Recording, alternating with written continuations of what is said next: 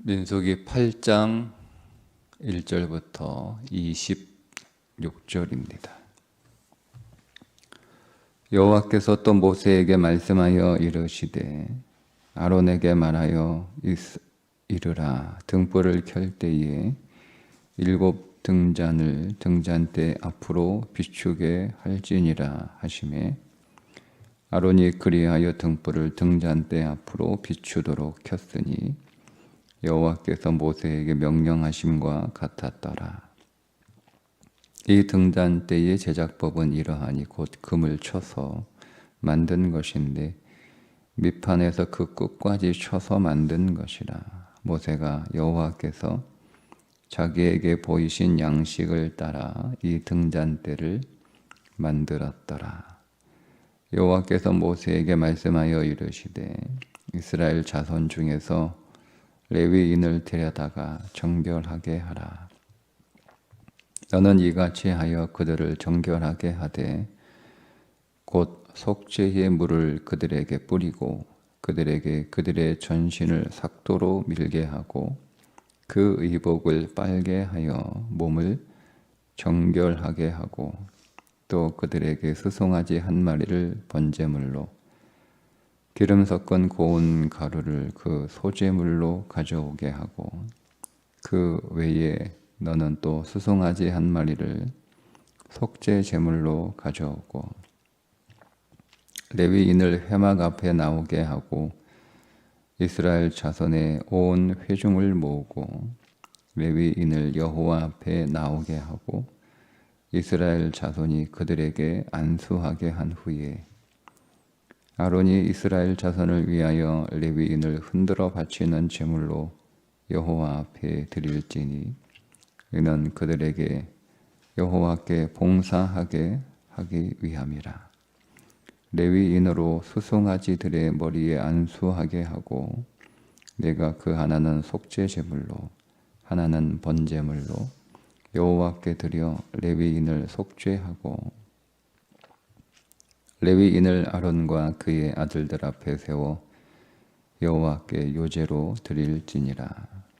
너는 이같이 이스라엘 자손 중에서 레위인을 구별하라. 그리하면 그들이 내게 속할 것이라.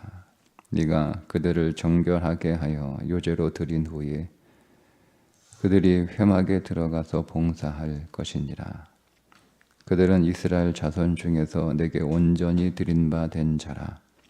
이스라엘 자손 중 모든 초태생 곧 모든 처음 태어난 자 대신 내가 그들을 취하였나니 이스라엘 자손 중에 처음 태어난 것은 사람이든지 짐승이든지 다 내게 속하였음은 내가 애굽 땅에서 모든 처음 태어난 자를 치던 날에 그들을 내게 구별하였음이라. 이러므로 내가 이스라엘 자손 중 모든 처음 태어난 자 대신 레위인을 취하였느니라.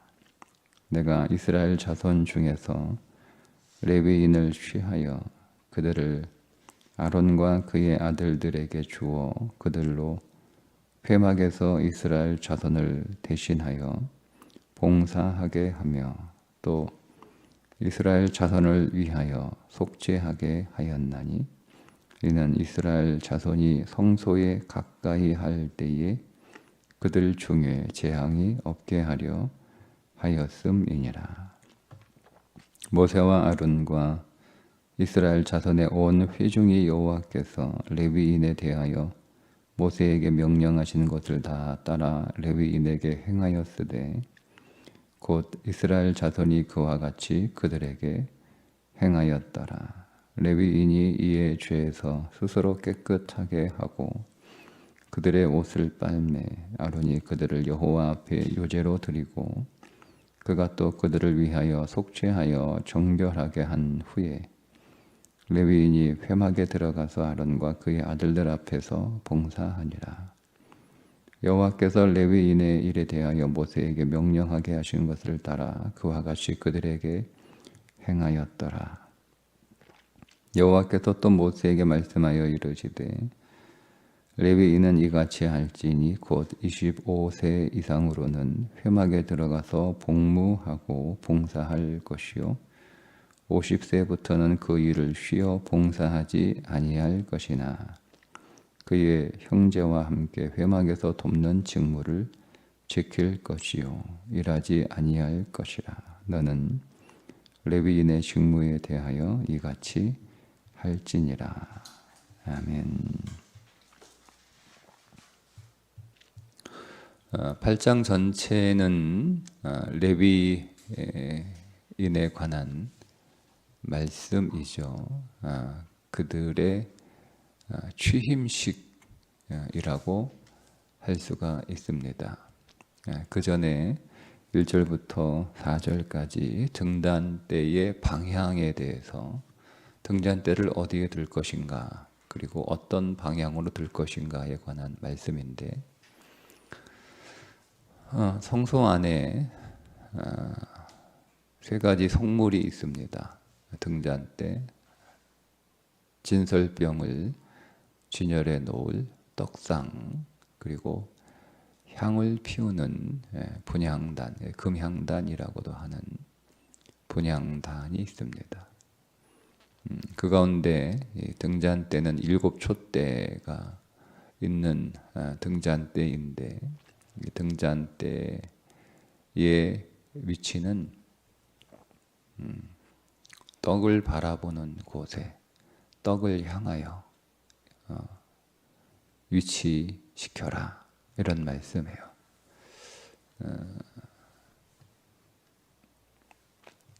그 성소 안에 들어있는 세 가지의 성물은 각각 상징하는 바가 있습니다. 떡은 하나님의 말씀을 상징하고 분향단은 기도를 상징하고 등잔대는 성령을 상징합니다. 그러니까 우리가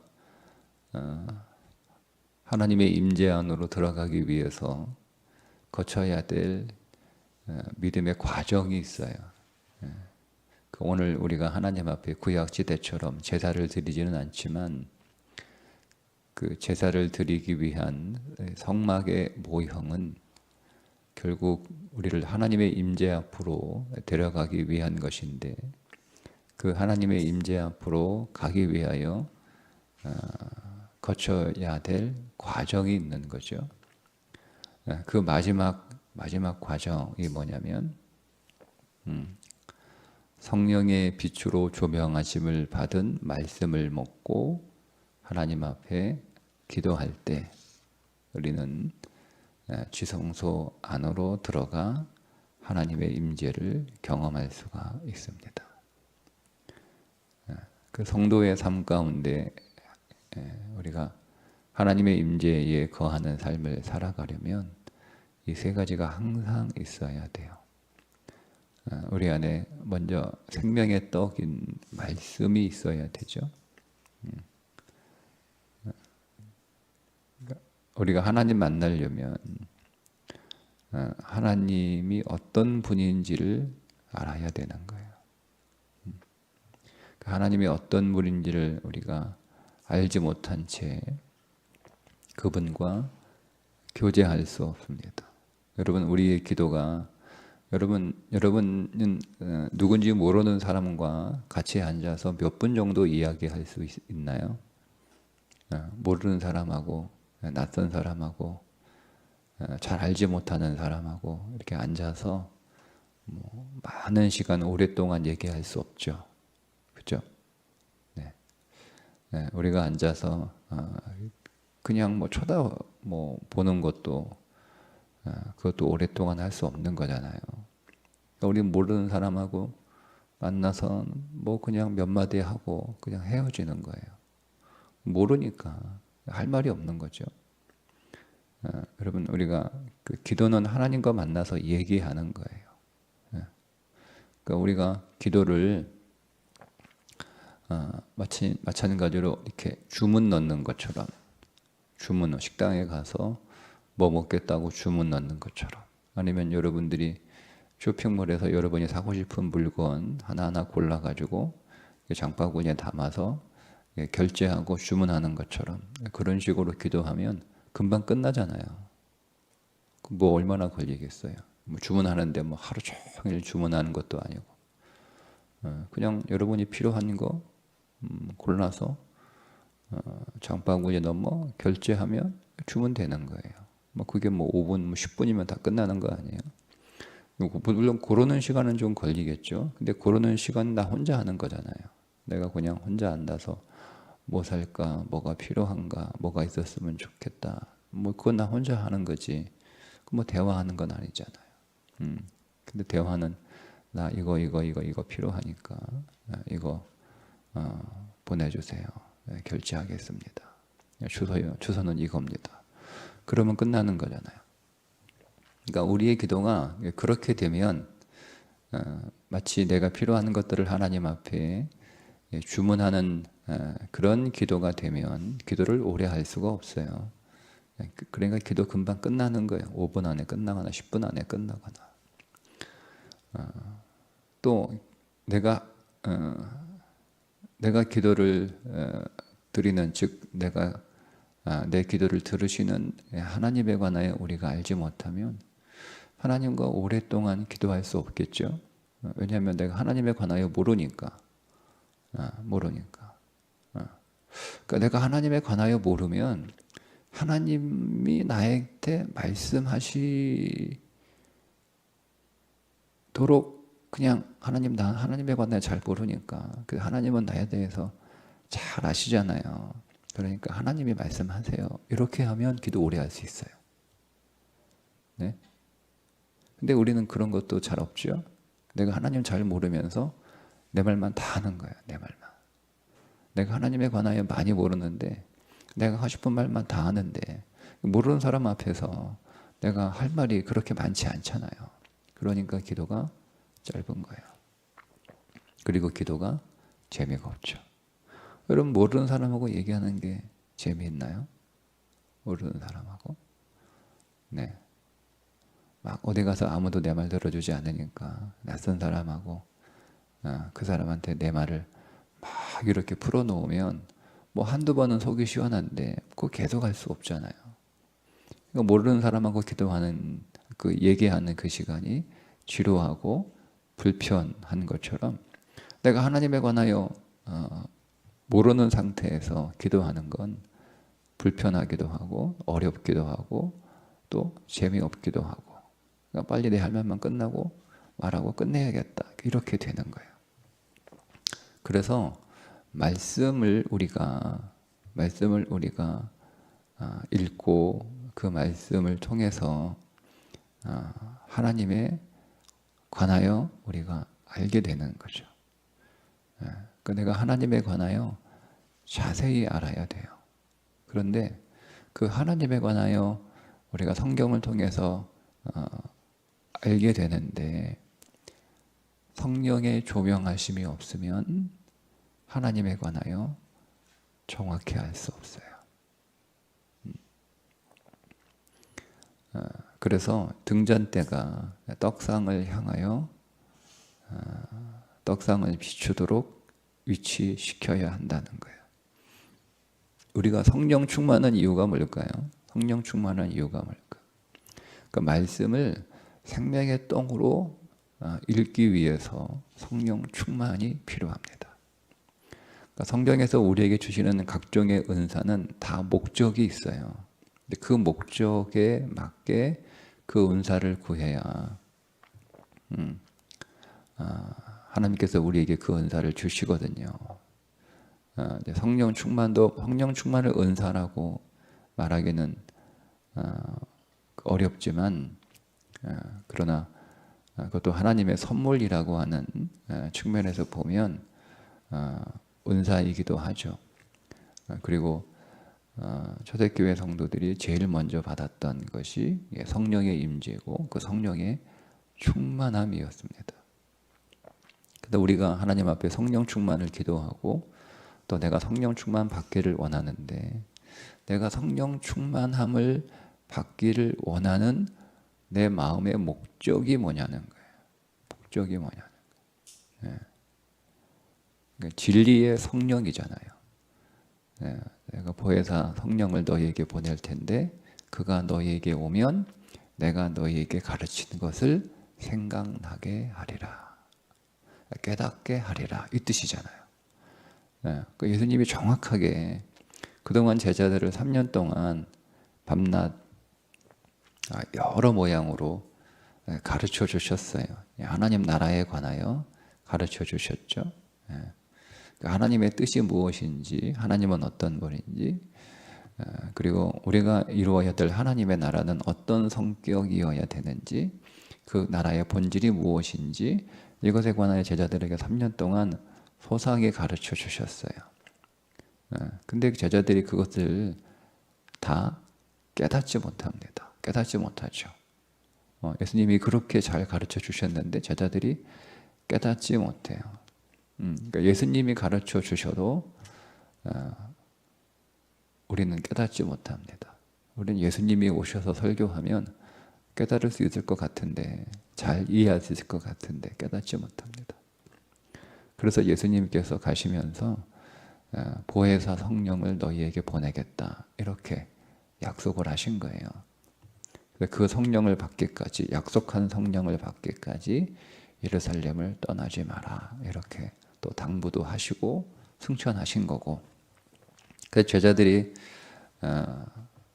10일 동안 간절히 모여서 기도에 열중하게 되었을 때 오순절이 되어 그들에게 하늘로부터 임하는 강하고 바람과 같은, 그리고 불 같은 것이 임하여 그들이 성령으로 충만하게 되죠. 그들이 제일 먼저 한 일이 뭐예요?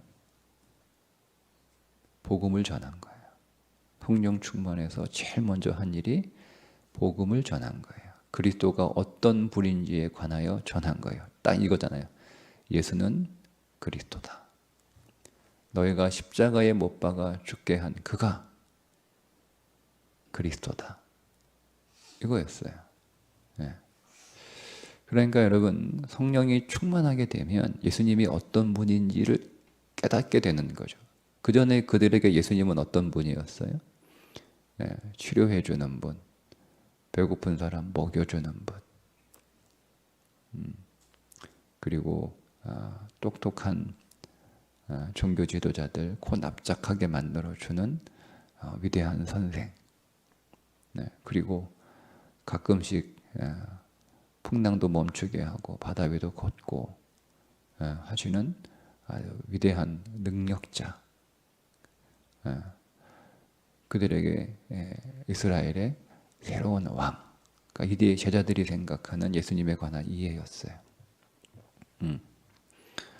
그분이 십자가에 달려 돌아가시고 부활하신 뒤에도 제자들은 예수님이 누군지 몰랐어요. 언제 알았냐면 그들이 오순절 마가다라방에서 성령의 임재를 경험하여 성령으로 충만하게 되었을 때 비로소 예수님이 누구인지를 깨닫게 된 거죠. 그런 것처럼 우리가 말씀을, 여러분이 아무리 세상에서 뛰어난 지식의 사람이다, 똑똑한 사람이다 라고 하는 그런 인정을 받는다 할지라도 성령의 도우심 없이는 성경을 읽을 수 없습니다. 성경을 읽을 수야 있죠. 뭐 우리말로 되어 있는데 한글 깨우친 사람은 성경을 다 읽을 수 있습니다. 성경을 읽는 것과 그 성경을 생명의 말씀으로 먹는 것은 달라요. 그러니까 내가 지금 성경을 읽고 있느냐, 아니면 성경을 먹고 있느냐, 그건 우리가 구분하셔야 됩니다. 성경을 읽는 모든 사람이 성경을 먹는 것은 아닙니다. 우리는 성경을 읽기 위해서 성경을 보는 게 아니고 성경을 먹기 위해서 보는 거예요. 근데 그 성경을 먹으려면 그것이 내게 생명의 떡으로 보여야 되잖아요. 그 생명의 떡으로 보여야 되잖아요. 그 나를 향한 말씀으로 성경이 읽혀져야 되는데, 그렇게 되려면 성령의 조명하심이 있어야 하나님의 말씀을 생명의 떡으로 읽을 수 있습니다. 그래서 등잔대의 위치와 방향이 생명의 떡, 진설병을 비추도록 하게 하신 거예요. 그러니까 여러분은 늘 설교를 들을 때나 성경을 읽을 때나 항상 진리의 성령님께 기도하는 거죠. 내가 듣는 모든 말씀을, 또 우리가 읽는 모든 말씀을 나를 향한 하나님의 말씀으로 듣고 깨달을 수 있도록, 깨닫는다는 것은 이해한다는 게 아니라 적용한다는 것까지 포함되어 있습니다. 그러니까 우리는 이해하는, 우리는 되게 다 이해하죠. 성경을 다 이해합니다. 무슨 말인지 잘 모르겠는데, 그러니까 지금 제가 여러분들에게 설명하는 건 여러분들이 이해할 수 있어요. 그죠? 이해할 수 있어요. 제가 설명하니까 이해가 되죠. 왜 그 금초대, 등잔대의 위치와 방향이 떡을 향하도록 했을까? 제가 여러분 설명 드렸으니까 이해를 하신 거예요. 근데 그건 깨달은 건 아니에요. 이해하신 거지. 네, 이해하신 것과 깨달은 건 달라요. 깨달은 건 적용하는 것까지. 여러분들이 깨달아야 적용할 수 있습니다. 이해해서는 적용할 수 없어요. 그러니까 깨달을 때 그것이 나를 향한 말씀이고, 나를 향한 말씀으로 깨달아줘야 내가 먹는 거예요. 내가 먹는 거예요.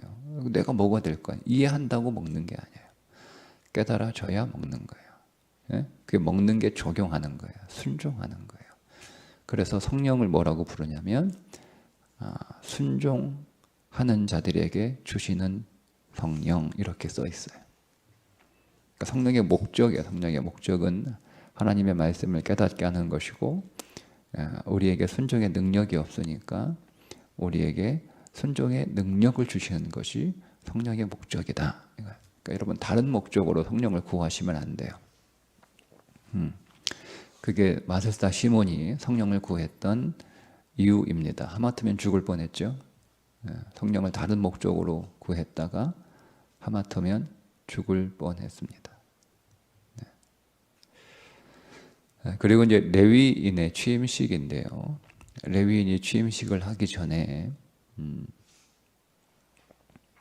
그들을 정결하게 합니다. 여러분, 하나님의 거룩한 성막에서 하나님의 거룩한 성물을 다루고 하나님의 거룩한 일들을 한다고 해서 저절로 정결하게 되는 것은 아닙니다. 그러니까 우리가 그런 착각에 빠지기가 쉽습니다. 목회자들이 그런 착각에 쉽게 빠지죠. 성경 읽고 기도하고 예배 인도하고 설교하고 성도들 목양하고 이런 이 목회 사역을 하면 그냥 자연적으로 자기가 거룩해지는 줄 알아요. 절대 그런 일은 없습니다. 제가 목회 사역하는 것과 제가 거룩해지는 것은 별개입니다. 제가 거룩하고 정결함이 없이 목회 사역을 하면 저는 그냥 일하는 거예요. 일하는 거. 제가 이 일이 사역이 되려면 먼저 하나님 앞에 거룩해져야 됩니다. 정결해져야 됩니다. 그 여러분도 마찬가지예요. 여러분들이 교회 다닌다고 해서 저절로 정결해진다 착각하지 마세요. 여러분들이 교회를 위하여 대단한 어떤 수고, 그런 열심을 가진 수고를 여러분들이 오랫동안 계속 하고 있다, 여러분 정결해지지 않습니다. 착각하지 마세요. 여러분들이 교회 일을 하는 것과 여러분들이 정결해지는 건 다른 영역입니다.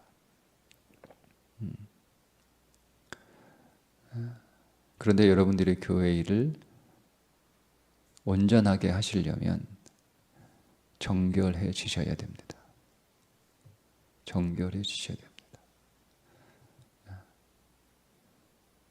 뿐만 아니라 우리는 더 나아가서 성결해져야 됩니다. 여러분 안에 있는 그 정결함이 밖으로 드러나야 되는 거예요. 그게 성결이에요. 우리는 그리스도 안에서 이미 거룩해졌을 뿐만 아니라 이게 덮여진 거죠. 그죠? 이 속죄라고 하는 단어가 덮다, 가리다 이런 뜻이에요. 그러니까 이스라엘 백성들의 죄가 없어진 게 아니에요. 죄가 덮여진 거예요.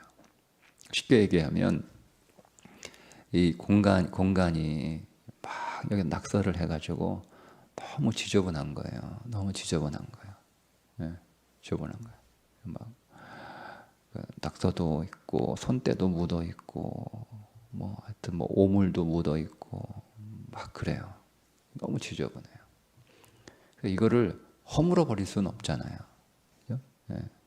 그래서 여기에다가 깨끗하게 페인트를 칠하는 거예요. 그 위에다가. 그게 속죄입니다. 네. 그러니까 우리의 죄가 덮여진 거예요. 덮여진 거예요. 네. 그게 속죄예요. 네. 그러니까 그거 벗겨내면 죄가 보이는 거죠. 그러니까 그리스도의 은혜로 오늘 우리의 죄가 덮여진 거예요. 여러분 은혜가 우리를 덮고 있을 때는요, 우리 안에 죄가 나타나지 않아요.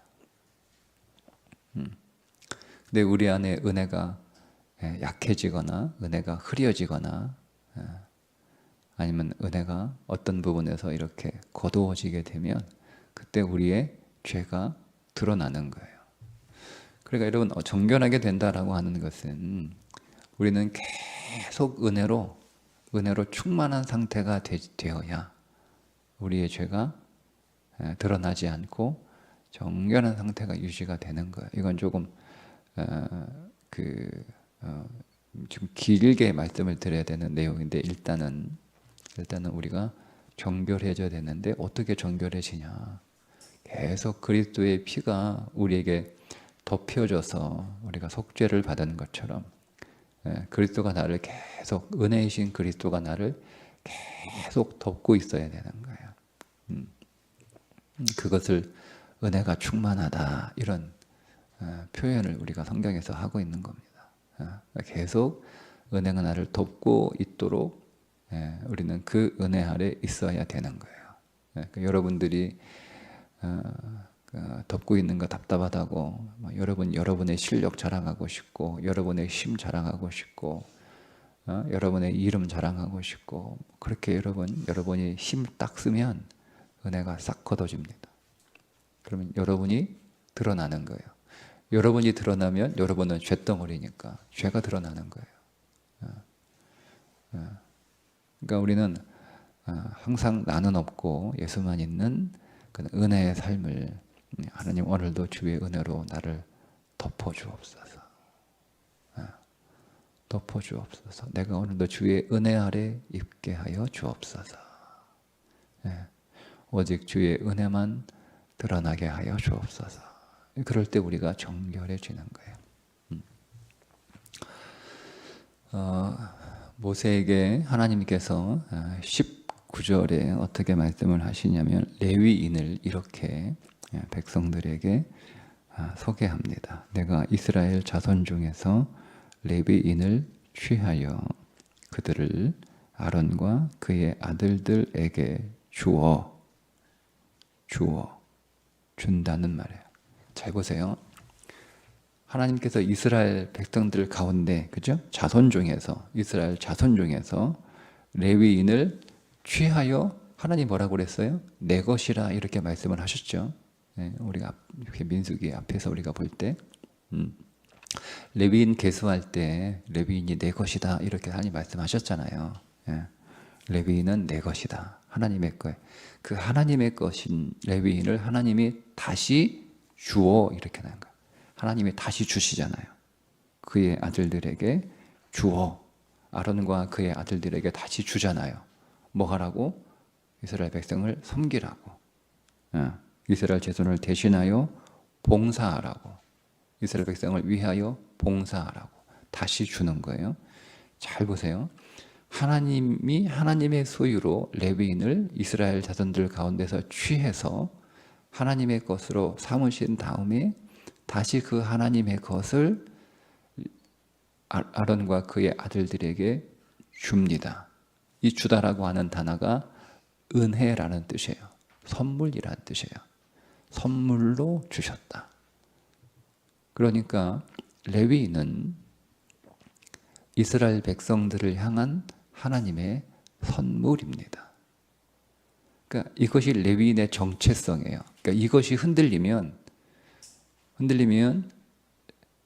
제사가 깨지는 거예요. 제사가 문제가 생기는 거예요.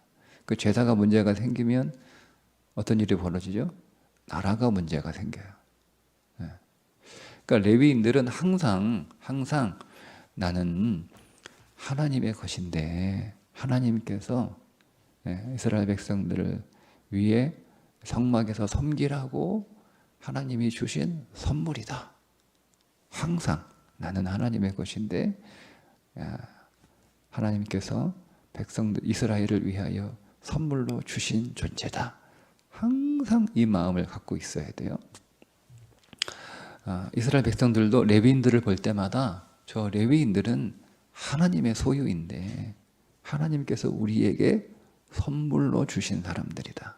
레위인은 하나님의 선물이다. 우리를 위한 하나님의 선물이다. 여러분 이 마음을 항상 가지고 있어야 돼요. 이 선물이라고 하는 이 마음을 양편에서 레위인도 나는 하나님의 선물이다. 백성들도 레위인 저들은 하나님의 선물이다. 여러분 이렇게 봐야 돼요. 그렇게 보지 않으면 나라 망하는 거예요. 나라 망하는 거예요. 그래서 이 말씀이 굉장히 중요한 말씀이에요. 19절의 말씀이에요. 우리는 그냥 주어 이렇게 번역이 되어 있어서 그냥 우리가 주의 깊게 읽지 않고 넘어가는데 레위인은 선물이에요. 하나님의 선물이에요. 하나님의 소유인데 여러분 내가 하나님의 소유라고 하는 그래서 하나님께서 주신 선물이라고 하는 하나님이 보내신 선물이라고 하는 생각을 갖게 될 때 레위인을 하나님의 소유인데 하나님이 소유한 건 하나님이 소장하고 계신 건 대단한 거잖아요. 여러분 우리가 세상에서 뭐 유명한 사람이 소장한 물건들 경매에 나오면 그거 너도 나도 사겠다고 막 값 올리잖아요. 예? 하나님의 소유가 경매로 나왔다 생각해 보세요. 여러분 얼마에 사시겠어요? 여러분이 있는 재산 다 털어서 그거 살 거 아니에요? 그게 하나님의 선물이란 하나님의 소유라는 뜻이에요. 네, 하나님의 소유. 근데 그 하나님의 소유인 내가 하나님의 선물로 제공되었다. 하나님의 소유인 레위인들이 우리를 위한 하나님의 선물로 우리에게 왔다. 여러분 이 생각 항상 이거를 잊어버리면 안 돼요. 그리고 그 레위인들이 쭉 말씀해 보시면 언제부터 성막에서 봉사할 수 있게 했죠? 25입니다. 네, 여러분 민수기 주의 깊게 읽으셨으면 안 맞죠? 레위인은 몇 살이에요? 30살부터 봉사하게 되어 있습니다. 근데 여기서는 25살부터 직무를 하라 그래요. 네. 30살부터 봉사하는 것은 맞습니다. 5년은 인턴십입니다. 하나님이 미리 5년 전에 불러서 5년 동안 준비하게 하신 거예요. 레위인은 나이가 찼다고 해서 성막의 일을 할 수 있는 게 아니에요. 훈련하셔야 되는 거예요. 여러분 교회 일은 보고 배우고 훈련하시고 연습하시고 익히셔야 됩니다. 내가 식분이 내가 찼으니까 여러분 그냥 하는 게 아니에요. 그게 다 문제 일으키는 거예요. 내가 나이 됐으니까 성막일 뭐 하는지도 모르고 30살까지 기다리다가 30살 됐으니까 이제 30 됐으니까 일하러 가자. 나 30 됐으니까 일하겠습니다 라고 했다가 제사 다 부정하게 만들어요. 제사는요, 손가락 하나 잘못됐다가는 그 순간 부정해져서 제사가 끝나는 거예요. 끝나는 거예요. 성전 문 닫아라. 부정하게 됐다. 그러는 거예요. 이게 너무 엄중한 일이거든요. 그래서 나이가 됐다고 해서 다 시키지 않아요. 5년 동안 먼저 배우게 하고 보게 하고 연습하게 하고 다 하게 합니다. 성물을 하나 다루는 것들을 철저하게 연습해요. 5년 동안 인턴십 거친다니까요. 그래서 25인 거예요. 그리고 언제까지 일합니까? 20년 일합니다. 왜 50이겠어요? 50 넘으면 실수할 수 있는 확률이 높아지는 거예요. 그러니까 아무리 20년 동안 레위인으로 성전에서 봉사했어도 20년 봉사했으면 여러분 완전히 숙달된 거잖아요. 성막 봉사의 달인이 됐잖아요. 그래도 50이 넘으면 그 일을 할 수 없어요. 현장에서 일할 수 없어요. 그래서 50까지만. 왜요? 성막 일이 그렇게 중요하다는 거예요. 하나님을 섬기는 일이 그렇게 여러분 세밀하고 신중하고 정성을 다해야 되고 실수가 없어야 되고 이렇게 해야 되는 거예요. 하나님의 일은 대충 그냥 뭐 일하면 되지 이런 식으로 일하시면 안 돼요. 교회 일은. 우리가 이 정도의 마음을 가지고 교회 일을 하셔야 되는 거예요. 정말 신중하게 연구하고 생각하고 준비하고 확인하고 그렇게 해서 교회 일을 하셔야 되는 거예요. 그냥 막 적당히 대충 뭐 늘 해왔으니까 늘 하던 거 그런 마음으로 우리는 반드시 실수합니다. 그러니까 실수하면 실수로 끝나는데 실수는 실패가 되는 거예요. 실수했다고 야 제사 처음부터 다시 드리자 이게 없어요. 실수는 부정하게 되는 거예요. 그러면 그 순간 예배는 끝나는 거예요. 성전 닫아버려야 되는 거예요. 부정하게 되었으니까 최소 일주일. 부정한 자들은 그 앞에 나갈 수 없어요. 그렇게 되는 거예요. 그러니까 얼마나 여러분 신중해야 돼요. 그래서 5년 동안에 인턴십을 거치는 거고 그리고 20년밖에 사역을 못해요. 현장 사역은 20년 50이 되면 레위인 사역 안 하고 아니죠. 형제들을 도우라고 그랬잖아요. 오늘 말씀에 그 형제들은 다른 레위인들을 말하는 거예요. 다만 현장에서 일은 하지 않는 거예요. 실수할까 봐. 자칫 실수할까 봐. 나이가 들면 힘도 빠지고 여러 가지 좀 운동신경도 둔해지고 그러다가 보니까 실수할 수 있으니까 그 실수가 용납되지 않는 거예요. 그래서 현장에서 섬기는 일은 하지 않습니다. 그렇다고 레위인의 사역이 끝나는 게 아니고 계속 평생 해야 되는 거예요. 죽을 때까지. 다만 현장에서 제사 현장에서는 일하지 않을 뿐이죠. 제사 현장에서 일하는 다른 형제 레위 후배 레위인들이죠. 그 레위 현장에 섬기는 사람들을 뒤에서 그들이 그 현장에서 잘 일을 실수 없이 하도록 잘 도와주는 거예요.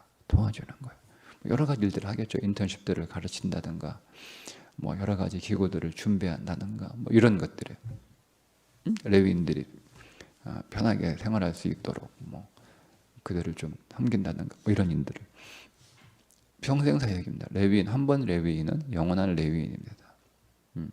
그러나 현장에서 사역은 30에서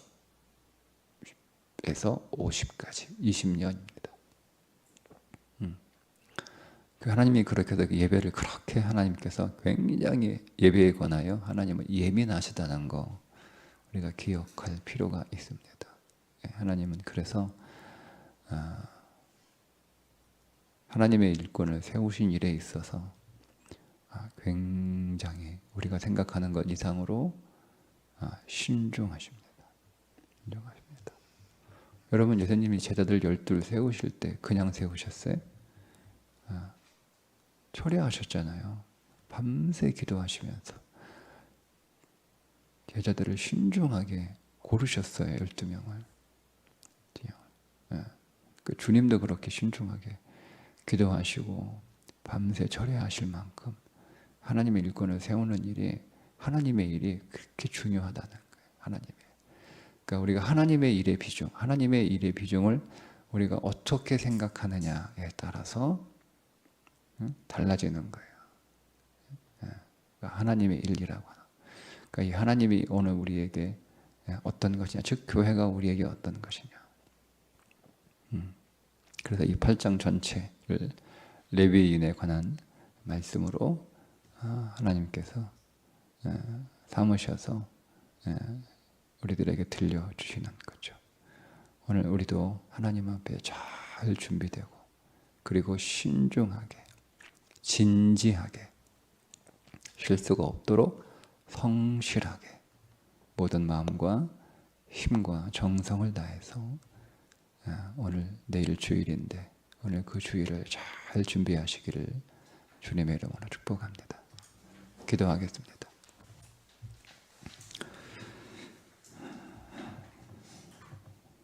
하나님, 오늘을 더 정결하게 하시고 우리 안에 더 은혜를 부어주셔서 더 은혜에 덮여 있게 하시고 더 은혜로 충만케 하여 주셔서 하나님 나라를 위하여 귀하게 그리고 끝까지 쓰임받는 인생이 되게 해 주옵소서. 예수님의 이름으로 기도드리옵나이다. 아멘.